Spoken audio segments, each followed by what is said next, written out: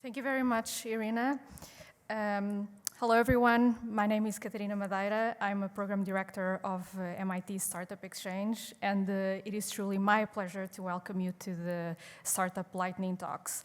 I'll start with a brief overview about the program, and then we'll hear from 10 of our amazing entrepreneurs. So Startup Exchange was created within MIT's Office of Corporate Relations about 7 years ago to foster collaborations between MIT connected startups and our ILP corporate members. Today, we support a network of about 1,400 startups and over 230 global corporates working across sectors. On average, every year we have been facilitating more than 600 highly vetted introductions between them, and these are some of the success cases we had to date, which include pilots, license deals, customer agreements, and other kinds of partnerships. Startup Exchange is sector and geography agnostic, and we support mostly B2B startups. So how can you, as an ILP member, can engage with the entrepreneurs? So one way is definitely to keep participating at events like today's. You can meet entrepreneurs on one-on-one as well with the help of your ILP program director and the Startup Exchange team too. As a member, you have access to STEX 25, our accelerator program, and you can send us opportunities. These are mostly challenges that we share with the entire network of startups, and they can apply to it, and then you can select ones that seem to be the best fit for you. I'd like to take a moment as well to talk about a report we did in collaboration with the Innovation Leader about the changing landscape of corporate and startup engagement. We conducted a survey whose respondents included leaders of large corporates and entrepreneurs as well. And besides the survey, we conducted several interviews. So 80% of the corporates said that they increased their engagement efforts with startups since last March. And 55% of them said they still need to develop and implement, in fact, an internal structure to work with startups for which the support of their CEOs and CTOs, for instance, is very important. And when it comes to challenges, corporates mention again or reiterated again the need of including, of bringing their decision makers to the equation, as well as the different operating speeds, which was then highlighted by the entrepreneurs as one of their top challenges, along with how to navigate a large organization and be connected with the right person. These are some of the findings, but you, as a member, you can download the full report from one of our websites and the Innovation Leaders as well. And now, without further ado, it is my pleasure to kick off the Lightning Talks. And the first pitch of the day is from Leah Ellis, co-founder and CEO of Sublime Systems.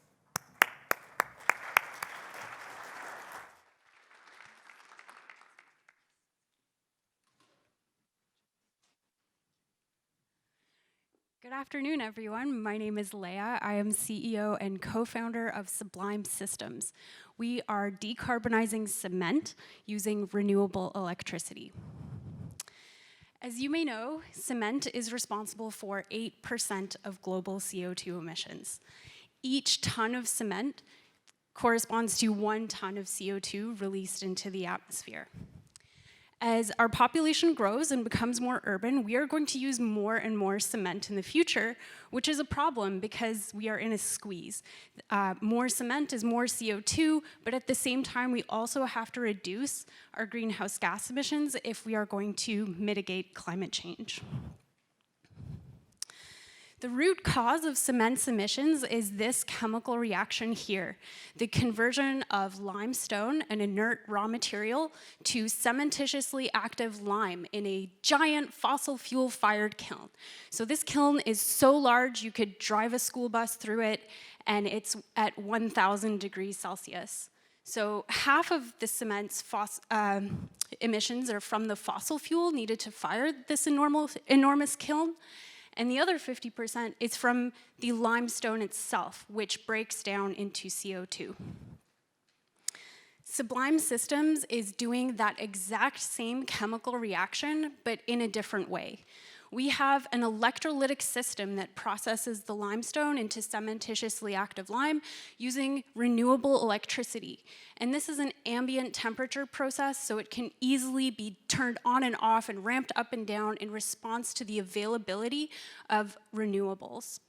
The cement we make is a form-fit-function replacement for today's Portland cement, so there are very low regulatory hurdles ahead of us. And we're also using modular water splitting technology as the core of our innovation. So we hope to scale up very quickly and start to make volumes of cement that will matter.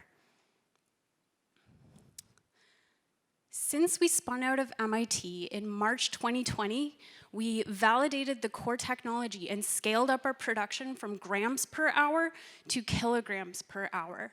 We also grew the technical team from 1 to 10 and performed a robust techno-economic analysis on our full plant design that confirmed that this will be an economically viable way of making cement in the future. And with those results, we recently raised a $6 million Series Seed led by MIT's Engine Fund to scale up our process. And that is our focus now, is getting to scale and to compete with these very large fossil fuel-fired kilns. So in the next year, we'll be building our first ton-scale reactor here in Somerville, and we will also be working on commercial validation in addition to technical and engineering validation of our system.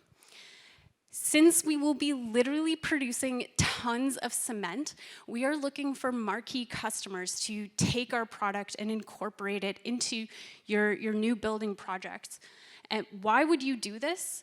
I believe that cement is one of the cheapest ways that you can have a carbon impact. It's already a very low-cost material, with a huge carbon footprint. So even with a so-called green premium, there is quite a lot of impact to be had here for low cost. That is my pitch to you. I'm Leah Ellis from Sublime Systems, and we're decarbonizing cement with renewable electricity. Thank you.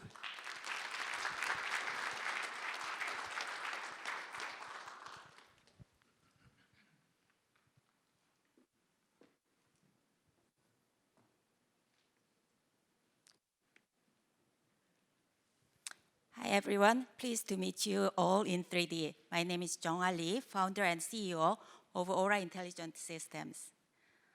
Take a look at this beautiful picture here, radio telescope, an array of arrays, microwave radar to observe space from the Earth. At Aura, we are reimagining radar for autonomous mobility.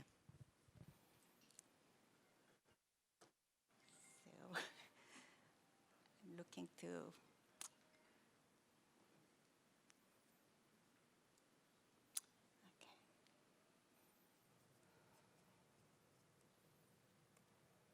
sorry about that. Yeah, autonomous vehicles need a view of the surroundings in all kinds of environments, in harsh environments, such as in snow, congested urban environments, dust and dark. Hundreds of billions of dollars were invested in autonomous vehicle technology, but the reality is that we are not there yet. We need a better sensor technology to be able to observe the surroundings in all kinds of environments.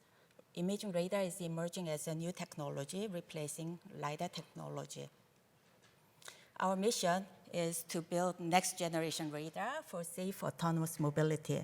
We are addressing the sensing challenges in transportation, industrial and robotics, drones and urban air mobility, and public safety applications. What is the problem with the existing radar technology? It has critical gaps for addressing emerging technologies, especially civilian application. Look at this huge radar for next generation application. We cannot imagine having this kind of technology dominate the vehicles and smart cities. The current radar technologies use outdated technology, essentially developed from the 60s. It has very expensive analog hardware, and it's with limited capability. It has poor resolution and very, very noisy data. Our solution to this problem is software-defined digital imaging radar. With our patented technology in best-in-class 5G hardware architecture, we provide centimeter resolution with scalable design, 1,000 times resiliency to interference, and at a very lower cost compared with the existing competition. Think of what digital technology brought to mobile technology, the way we communicate. We are bringing that kind of innovation in radar area. So our team comes from industry veterans and academic leaders. We are a pioneer in tomographic radar imaging technology, and we are the brains behind 3G, 4G, and 5G technologies, and all kinds of other digital innovations, such as satellite radio that's deployed, HDMI, and wireless battery management system. So over the past 18 years, we completed our technology validation by developing a prototype system in commercial off-the-shelf hardware.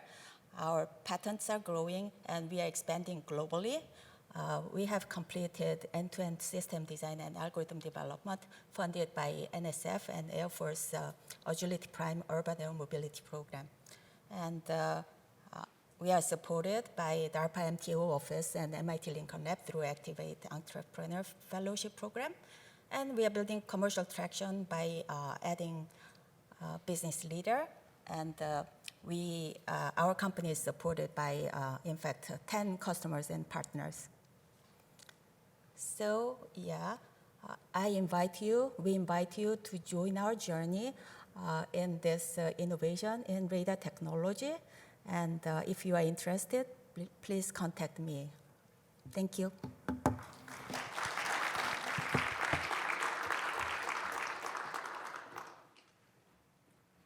right, I bet you guys are hungry.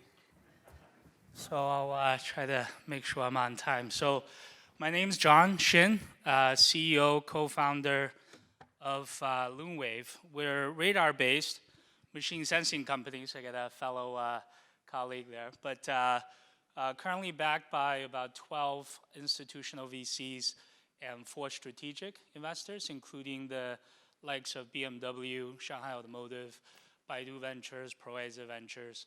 I am in the process of raising my next large round of funding, so if you guys are interested in learning more about the company, I'll be at the booth over there. Let's see. So incredible team. My CTO got his PhD in physics from MIT in 2000. I went to Carnegie Mellon, so somewhat infiltrated here. But so technical co-founders have really been the industry leaders in radar and also additive manufacturing. Incredible set of board, top executives from all the global automotive players, from OEMs all the way to tier 1 suppliers.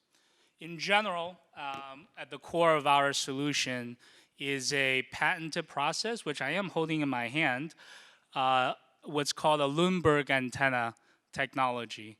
And we are the only company in the world that has the ability to design, mass produce via additive manufacturing, which has quite a bit of intrinsic benefit, which I'll share with you in a bit.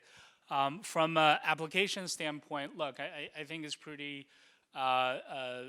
straightforward, right? So radar company, they're really, for us, is 2 applications. One, object detection. So any industry that requires machines to see the world around it, that's what we do. With our leading product being high imaging automotive radar for both ADAS as well as self-driving cars. On the split side, we also won some large contracts in the satellite communication space as well. So we worked with NASA, JPL, and most recently won a contract with the Space Force from the US government.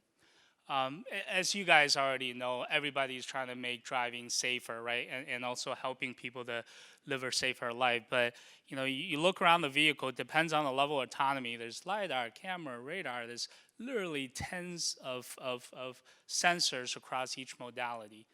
Now, radar works in poor weather condition.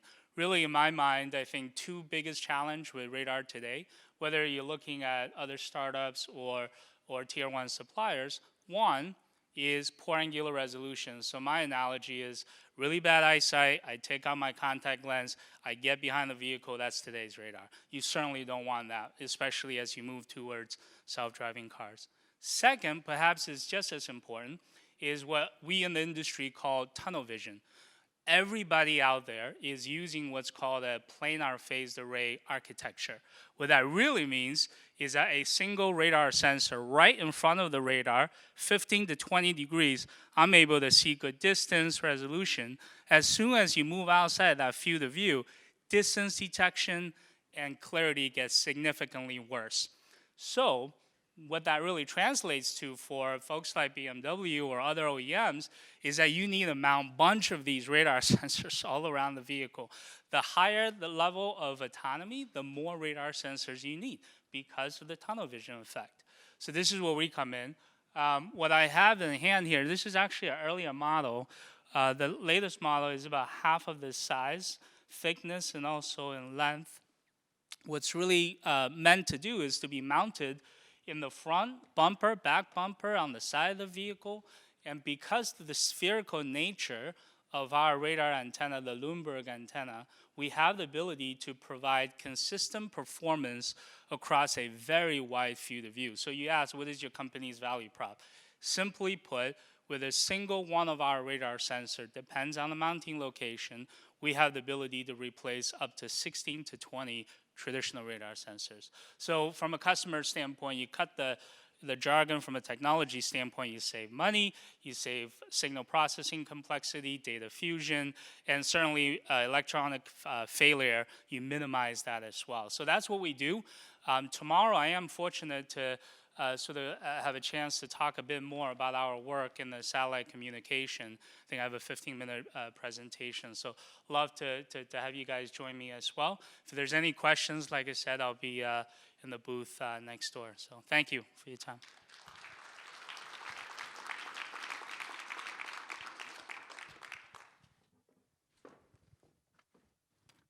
Do you have a clicker?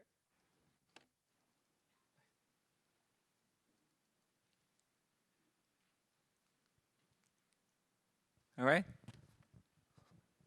So hello, my name is Seonghoon Woo. I'm the co-founder and CEO of company Amogy. So I personally graduated from MIT. I received the MIT PhD back in 2015, and all of the co-founders received the PhD from MIT as well. So Amogy simply stands for ammonia plus energy. So in this company, we make the highly efficient and highly energy dense, portable mobility compatible power system, which is using ammonia as a fuel. And just for those of you who are interested, I mean, we just closed our Series A of 20 million this month, and we are looking for partners to build amazing things together. So the problem that we want to solve in this company is the problem of the other existing clean energy solutions, especially for the mobility.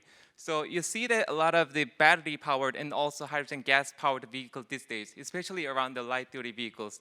These are great solutions, really. I mean, they're dramatically moving towards the electrification of those light-duty vehicles.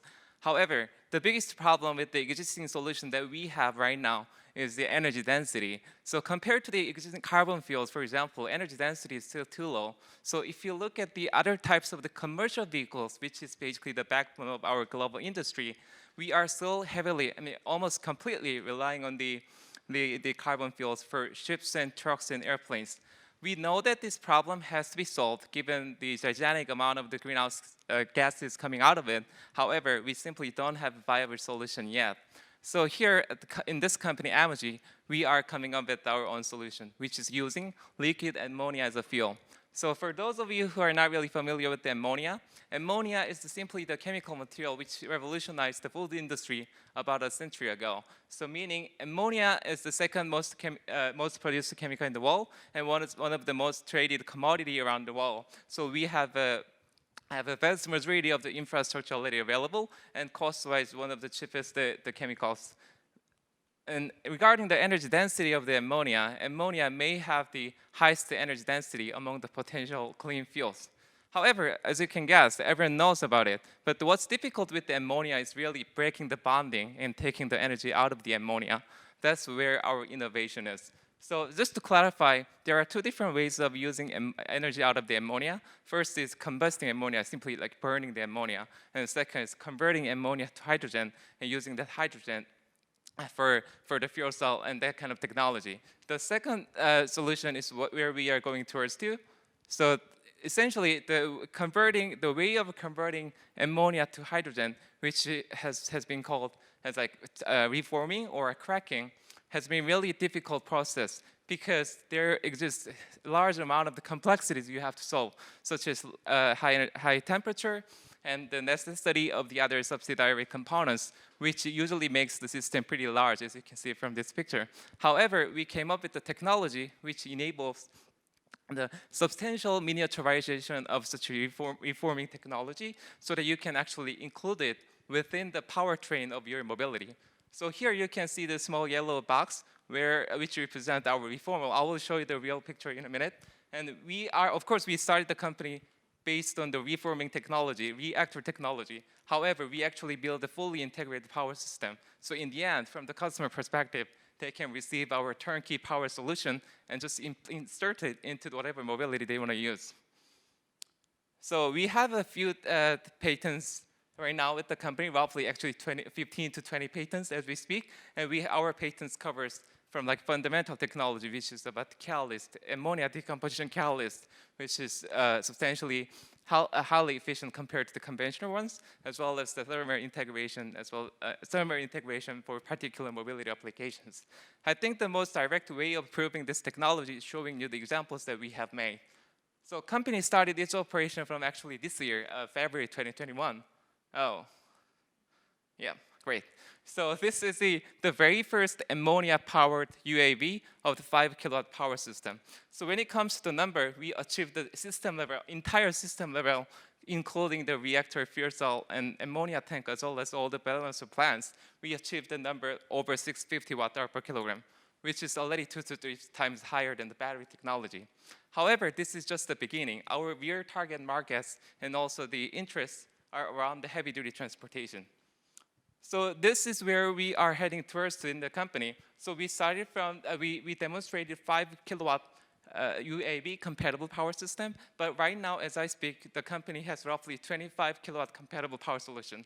We are really scaling it up to 100 kilowatt in the next year so that we can demonstrate the heavy-duty grounded vehicle using ammonia as a fuel, of course, zero emission. And then we'll be going into much bigger vehicles, including ships and also potentially airplanes in the future. So this is the very last page. So therefore, with the additional Series A funding with the company, we are really aggressively looking for partners to build amazing ground vehicles and ocean vehicles and also potentially aviation vehicles together with this company. With that, I'll conclude. And if you are interested, you can always contact me by this email, or I will be sitting in the booth. Thank you.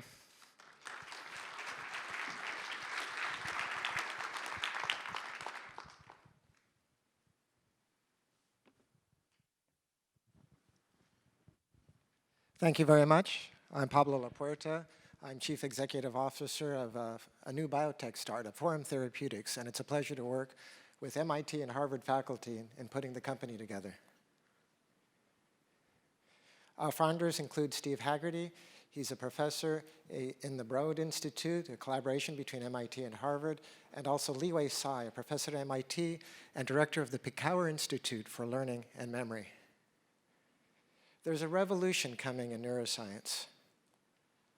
The challenge had been that research in neuroscience was limited by lack of access to living human brain cells. That's solved now with stem cell technology. You can derive stem cells from an adult and get them to develop into living human brain cells. When you do this, you see that brain cells from people with bipolar disorder are deficient in the expression of a protein called Wnt, WNT. And you see the same deficiency in patients with Alzheimer's disease, their brain cells, compared to patients without Alzheimer's disease. This drives our focus on Wnt, and high-throughput screening has helped us identify promising medicines that could help people with these conditions. Wnt is important in bipolar disorder. Human brain cells, research on animals, and genetic studies all show the importance of this pathway. Most importantly, lithium enhances Wnt protein and expression, and lithium is the most important treatment for bipolar disorder. Bipolar is also a great area to start because efficacy can be seen in small, short-term clinical trials. Now, we can do better than lithium. Lithium is often given at high doses.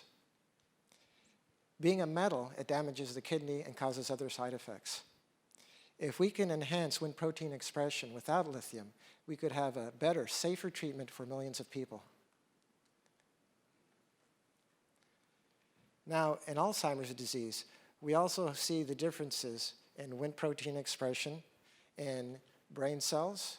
We see evidence of the importance of the Wnt pathway in animal studies and genetic studies and clinical experience with lithium in patients with dementia. However, developing a drug for Alzheimer's disease is difficult. If you start with bipolar disorder, you can learn so much about dosing, safety, and efficacy that would strengthen your program in Alzheimer's disease. The same medicine can be developed for two conditions. To that end, we focused on an advanced series of compounds that are 1,000 times more potent than lithium. And they're not inhibiting other enzymes. And they cross the blood-brain barrier. It can take tens of millions of dollars and many years to develop compounds at this stage. We're already there. Only about 2 years from the first clinical studies with this series. Our case study is the development of these compounds. Steve Haggerty and his team focused on their ability to enhance Wnt protein expression in human brain cells. Tested it against many kinases, making sure they were only inhibiting the protein they needed to, and showed very high potency while crossing the blood-brain barrier. A large pharmaceutical company published its experience. Its experience was in mouse cells and then rat cells on a different protein, one involved in Alzheimer's disease. They did not achieve the potency that we've shown, and their selectivity is unclear. Dr. Haggerty's approach led to a better profile.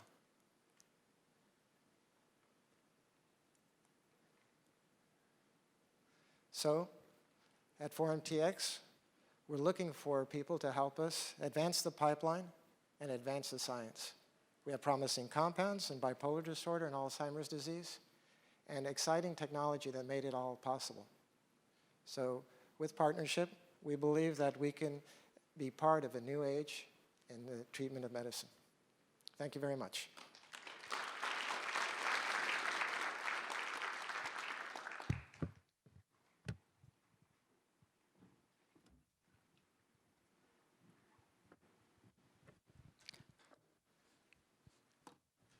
Hi, I'm Jillian. I'm the product manager at Butlr. And hello, we are Butlr. And we help people understand what their spaces are really like. And the company is a spin-off of MIT City Science Group in the Media Lab. We studied spatial analytics and how smart cities worked. I think the challenge was finding, in order to study people within the space, we were having a challenge finding the right sensor. Not only were we looking at accuracy, but we also needed a sensor that gave us rich spatial data. But at the same time, we needed a sensor that was anonymous, so no cameras within to keep people's information private. We needed something that was wireless, that we could move from space to space. At the same time, we also needed something that was affordable so we could scale the studies. And because we couldn't find the right sensor, we decided to build ourselves. And so we'd like to introduce the Butlr sensor. And in the Butlr sensor, we are able to take real-time analytics from measuring just body temperature. And because we have this low-resolution data, it also allowed us to create a sensor that was wireless, very lightweight, and at the same time, at the fraction of the time and cost it took to install wired sensors. And this is how the Butlr sensing platform was born. We were able to create a network of sensors connected with a base station called the Hive. On top of that, with an API and an algorithm that analyzes how people move within spaces. And in order to show that to our customers, we built a dashboard to show rich spatial analytics. We could show the data from a floor perspective, a room perspective, or the level of a door as well. We built a space visualizer to show in 2.5D and 3D how people are, the actual movement of a person within a space, but at the same time also show how they travel within the space and how long they stay in certain areas. The biggest case study we have now is certainly in workplace management, where we're helping count people in a building, in a floor, in a room, but also we're also able to tell how people use the space. So is a space available or not? How are they moving within? What are the dynamics? Are they moving with other people or on their own, working in private or in collaboration spaces?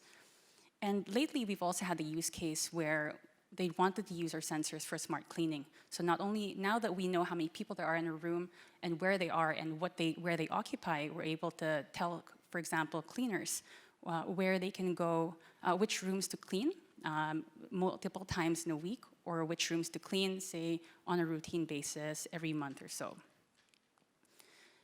And so over the past year and a half, Butlr has been able to scale our team and also our technology. We've started working with partners right now on the screen in medium-sized pilots, but at the same time, they're also testing our technology for different use cases. And right now, we're looking for partners to work with to further develop our technology, find use cases within, whether it's workplace dynamics or even in senior living. It's very interesting to see how thermal dynamics really translates into cool analytics on how people either stand or move within a space. And yeah, and so we're very excited about this and look forward to speaking to you in the booth next door. Thank you.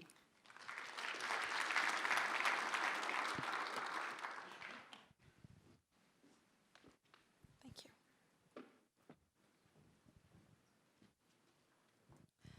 Hello, everyone.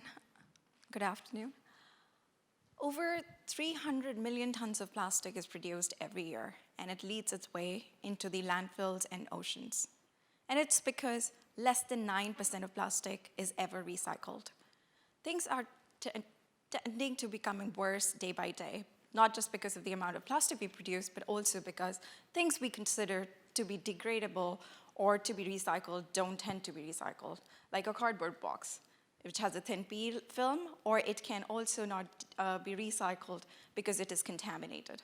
There's a significant amount of research being done on alternative bioplastics, both as natural bioplastics and also in the lab space, but they do have their own limitations, and COVID has definitely made the problem more grave for us. We are Tellus Technologies. We are designing materials with an expiration date. With our novel plant-based patented technology formulation, we are able to offer coatings, 2D films, containers, and non-woven, and they're all plant-based and are biodegradable. The unique advantage of our material versus plant-based materials or naturally derived bioplastics like chitosan or collagen or algae is that we do not have to establish a new supply chain. Our materials are made of agriculture waste, and we are also tapping into already established supply chains which can be easily scalable. When you compare us with other synthetic or lab-based bioplastics, we are able to biodegrade in your backyard and do not leave any microlitter. And we've been focusing from the sourcing point to the end of the life cycle in a very sustainable, fashionable way. Our cost points are very interestingly placed as well. We are at least 5 to 10 times cheaper than any other material available by our competitors. In the last few months, we have been able to demonstrate development at a stage where we are making more than 1,000 units per day. Our properties using our engineering skills can be changed and modified from all the way from hydrophobic, hydrophilic, and oleophobic materials. We have also put significant amount of research time into developing super absorptive polymers and hygromorphic channels to guide the flow of fluids depending upon what use case our customers want for. The formulations can be tuned all the way from translucent, transparent, and textured forms. At Tellus, we want to incorporate advertisement and clean labeling right from the beginning.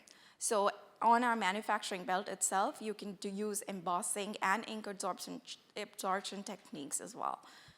With our team of more than 120 years of experience in material science, industrial engineering, and in manufacturing, we are focusing on applications from personal hygiene, shipping, non-woven materials, food industry, and coatings. We are going after packagings which are biodegradable, but are also soluble and edible. This is one such example which we developed for a South Asian client, which was making sachets. We've been trying to incorporate the sachet technique with our packaging, where a small portion of the personal hygiene product can be encapsulated and can be thrown away and anywhere, and it would degrade very quickly. As we are engaging with clients all over the world, we would love to open our doors for more collaborations and for development with new materials. Thank you.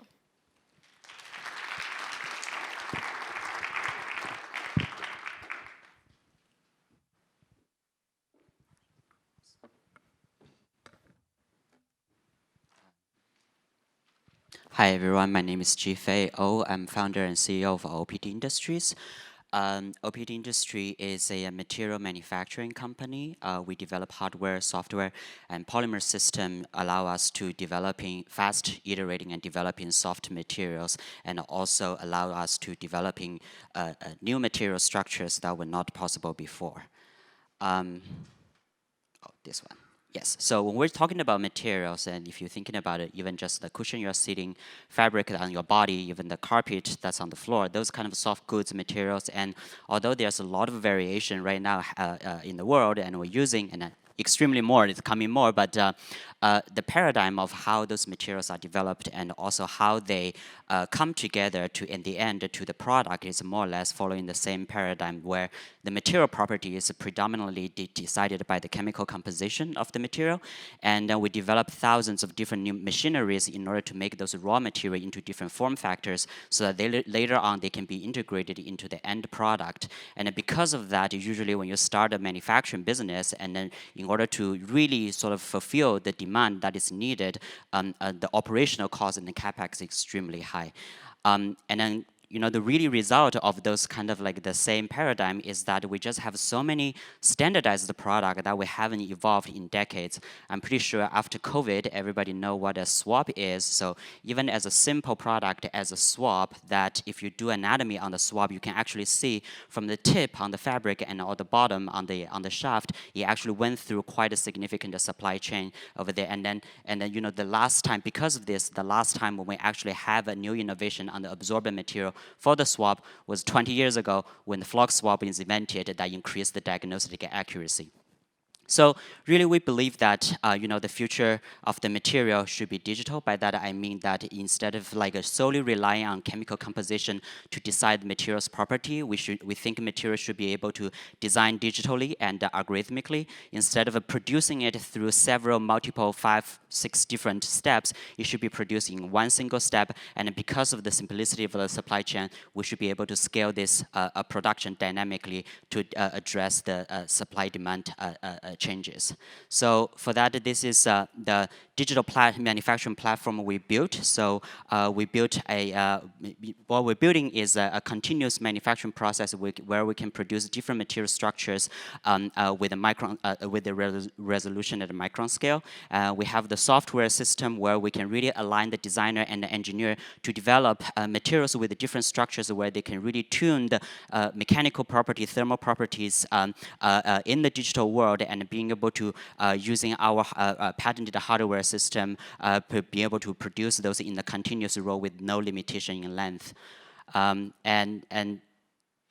let me go to this one first. And now one of the example that, like really soon when the company started, we had an opportunity to develop our first application, which is we applied the absorbent material on the new swab design. Not only we show that this absorbent material shows extremely high absorbing and also elution property compared to current standard swabs that increases the diagnostic accuracy, but also we're doing it at a record speed. So this was developing in 2 days. We scale up in manufacturing in 60 days. Now we have sold almost 1 million units at the very comparable price of the standard swab. So really, the absorbent material, the swab, is really just like tip of iceberg of what the platform can do. And right now, we're really expanding our application from the swab to more application in absorbent, cushioning material, thermal insulation, and we are looking for partnership relationships where our technology can provide a material solution to you and eventually scale up for production. And we have the demonstration booth where we show more applications variations on the next room. So see you there. Thank you very much.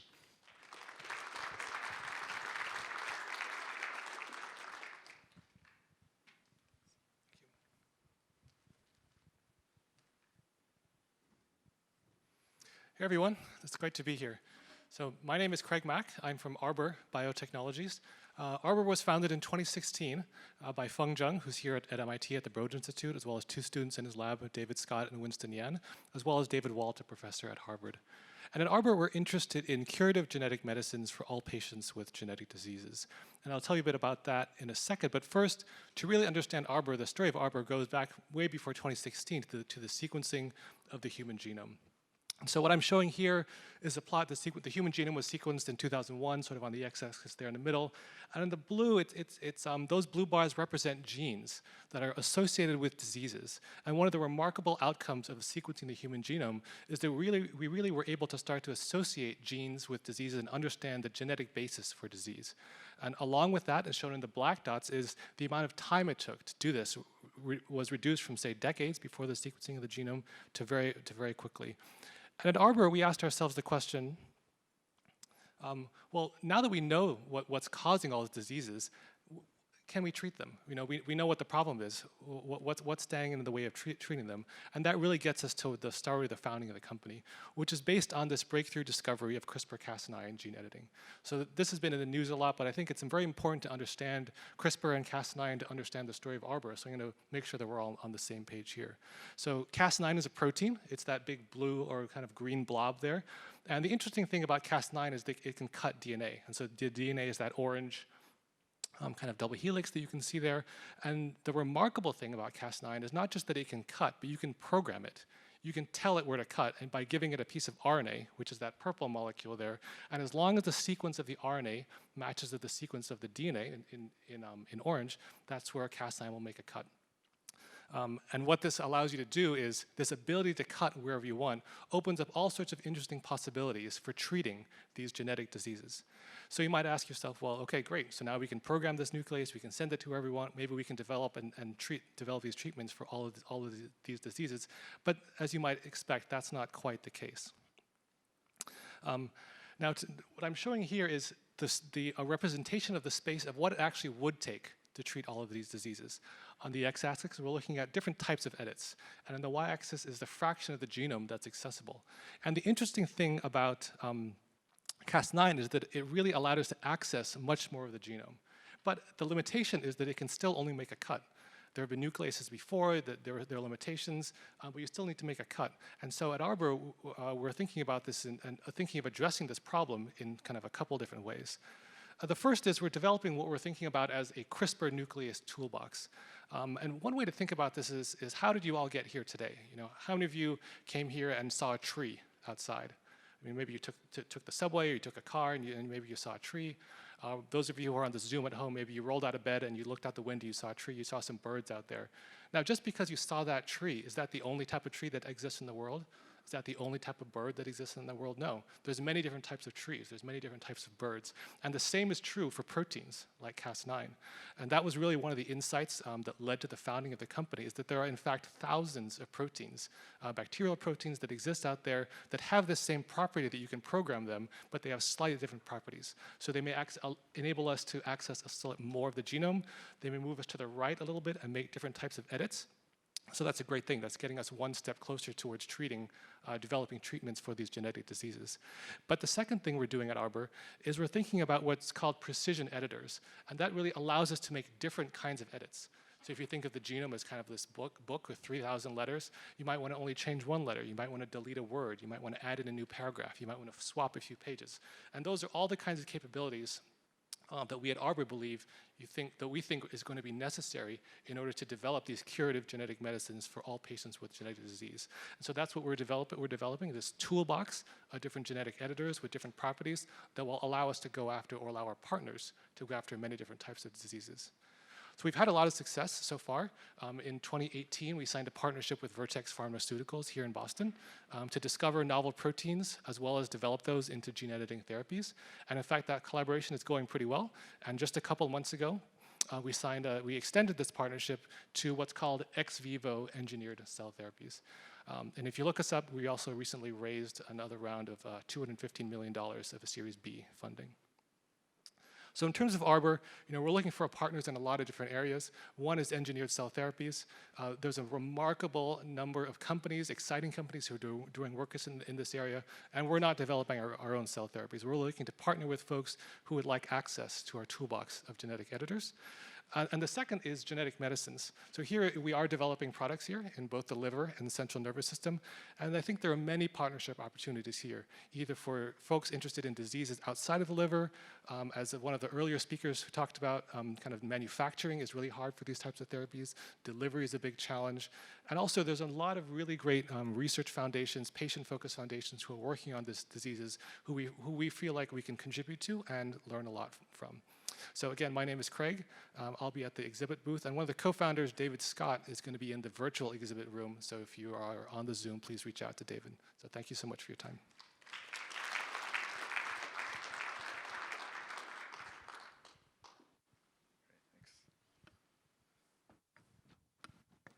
Hello, everyone. My name is Jeff Chou. I know I'm the last talk before lunch, so I'll go quickly. I'm the co-founder and CEO of Sync Computing.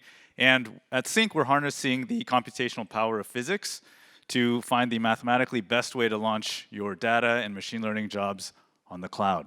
And the problem that we're going after is quite paramount, right? On the left here, we see the technical problem. This is a report by OpenAI. They're showing basically that workloads on the cloud are growing by 35x every 18 months, easily outpacing Intel, NVIDIA, GPUs, latest TPUs. Hardware cannot keep up. And on the right, you see kind of the business problem. This was a report by Andreessen Horowitz, where on the orange curve, you see the exploding costs of the cloud have actually surpassed the spend on data centers, meaning just last year, there was a crossover point where the cloud is actually bigger than on-prem data centers. And so both of these together are showing there's just an unsustainable problem of cloud infrastructure, and our society's desire for compute is just unsustainable. So at Sync, what we're doing is we've basically turned cloud infrastructure into a math problem, and then we solve it in seconds. And the big so what is shown below. One, we let developers focus on code. Developers shouldn't be worrying about what instance on Amazon they should be picking, what low-level configuration they should be doing. Two, we unlock a whole new level of performance, unachievable by any other means.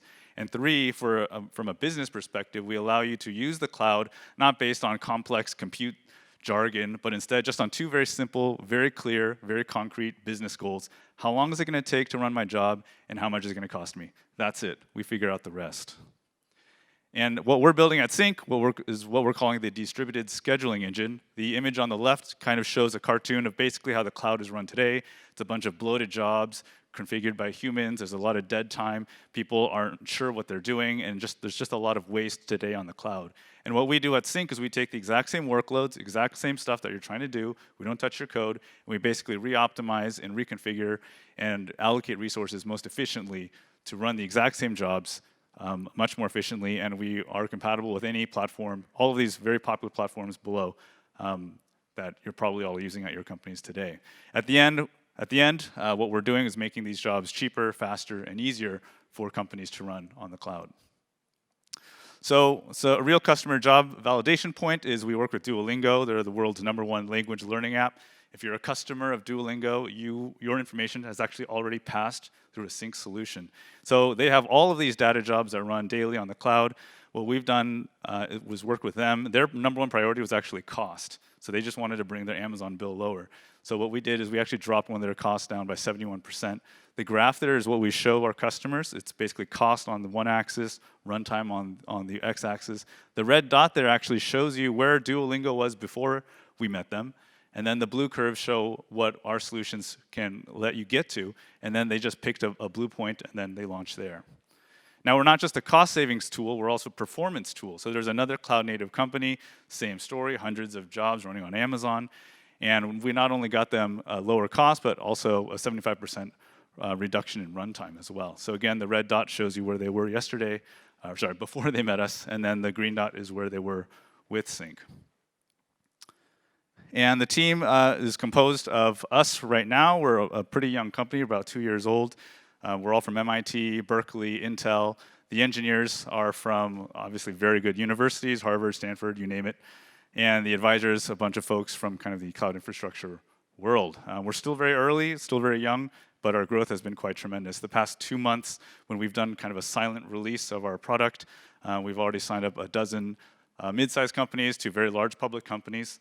Soon, pretty much every time you open up your phone and run a service, you'll be running through a sync system, whether you know it or not. And right now, what we're looking for is more partnerships and more pilots. We're trying to look for more pilots for companies who process a lot of data and machine learning on the cloud. It's a significant usage for you all. And the goal, your goal from your company's perspective is you want to accelerate your processing times, you want to accelerate your engineers, and you want to lower your costs. And so right now, we want to partner with pretty much anyone who uses the cloud, from finance, insurance, cloud-native SaaS companies, pharmaceutical, anyone who's doing R&D, machine learning R&D on the cloud as well. If this sounds compelling to you all, please reach out. My email is down below, and I'll also be in the other room in the next session. Thanks so much.